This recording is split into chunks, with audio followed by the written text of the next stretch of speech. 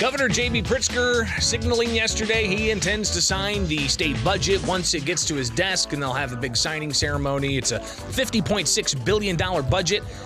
But he says, yes, he's going to sign it. Even the pay raises that Democratic majority gave themselves for all of the legislature as part of the budget, and base pay going from about $85,000 to nearly $90,000, making it some of the highest paid part-time legislative staff and legislators, I should say, across the country.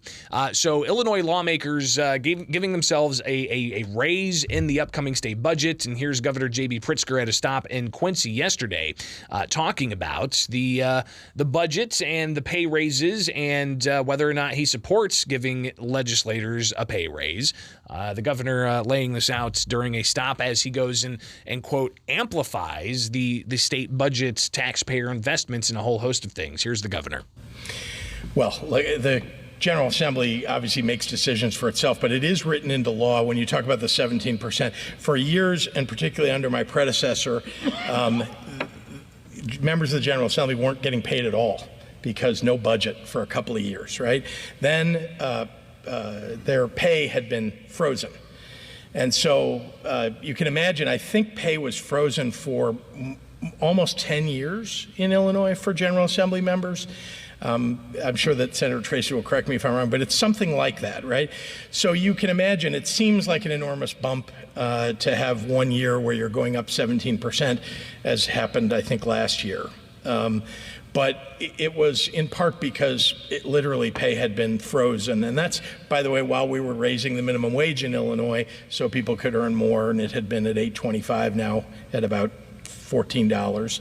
And going to 15. So I think, my own view is the General Assembly has to make decisions about this themselves. I look at the entire budget. There are things in the budget that I don't love, and things in the budget that I proposed and think are the right thing to do, like funding our universities and community colleges. You look at it as a totality and make a decision, at least as governor, about whether to sign it, and I intend to sign this one. So the governor intends to sign this budget, and he expects to have signing ceremony to herald all of the investments that the budget has. And this, of course, is with the pay increases that legislators gave themselves after giving themselves a pay increase earlier this year. So for those who don't follow the legislature as closely as those of us in, the Springfield news media core, there's 2-year terms, right? We just had an election in November for the state house offices, and that was during the 102nd General Assembly at the tail end. The 103rd General Assembly, a new 2-year term, started on January 11th of this year. But in lame duck session at the beginning of January, legislators in the 102nd General Assembly approved a supplemental appropriation. It was more than $1 billion, doing a whole host of things, including helping with the unemployment trust fund. You've got some other funds that were allotted that the governor could manage. And then they also included a, 17 or 18% pay increase for the forthcoming General Assembly. So the 102nd General Assembly gave the 103rd General Assembly a pay increase. And then for this budget, they are apparently giving themselves yet another pay increase for the 103rd General Assembly. Not everybody's on board with this idea, and Republicans citing that as one of the chief reasons why they opposed the budget. Last week, Springfield State Representative Mike Coffey, he was with the governor at the University of Illinois Springfield talking about, taxpayer funding for MAP grants and for higher education.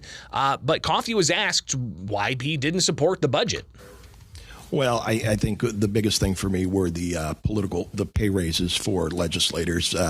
When I decided to take the office, I think the salary was $68,000. After I was appointed, it went to $85,000, and then I've been in office 3 months, and then they moved it to $89,000. So that was one of the big sticking points for me personally.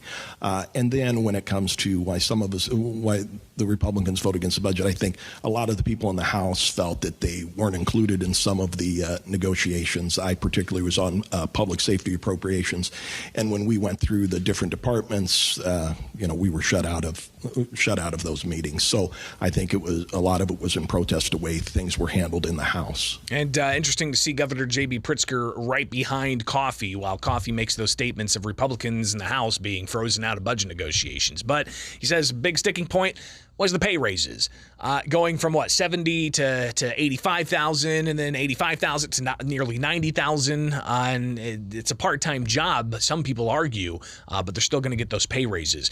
Is it constitutional? That's a question that was raised by House Minority Leader Tony McCombie on the House floor that early Saturday morning. It's about 2:30 in the morning. They're getting ready to pass the budget, and the House Minority Leader says she doesn't think that these pay raises are constitutional. It states, beginning with the 103rd GA, each member of the GA shall get an annual salary of $85,000 or as set by the Compensation Review Board. In this year's budget, in Section 45 of the budget, page 212, it sets the salary for members of the General Assembly at $89,675. If you had followed the correct way to calculate the COLA, the new salary with the automatic COLA should be $89,250. As a result of the incorrect COLA calculation, you have provided a raise of $425 per legislator over the amount added with the 5% COLA. By using the incorrect calculation, you have created a conflict between the statute establishing the new salary in FY23 and a new salary in FY24. I don't know what statute is in effect and which one controls it. Is it the GA Compensation Act or is it this budget? The salary set in this budget is $89,675, and it should be $89,250. You've provided for a raise in this budget, which is not allowed under the Illinois Constitution. Under the Illinois Constitution, in Article 4, Section 11, a member shall receive a salary and allowances provided by law. But changes in the salary of a member shall not take effect during the term for which he has been elected. This raise is in direct violation of the Illinois Constitution. A raise can only take effect the next General Assembly. You have created a constitutional problem with this budget. So again, that's House Minority Leader Tony McCombie raising question of if this is constitutional. Now, will that spur on a constitutional challenge if this gets signed and the governor doesn't line item veto that element of the budget or the budget implementation bill?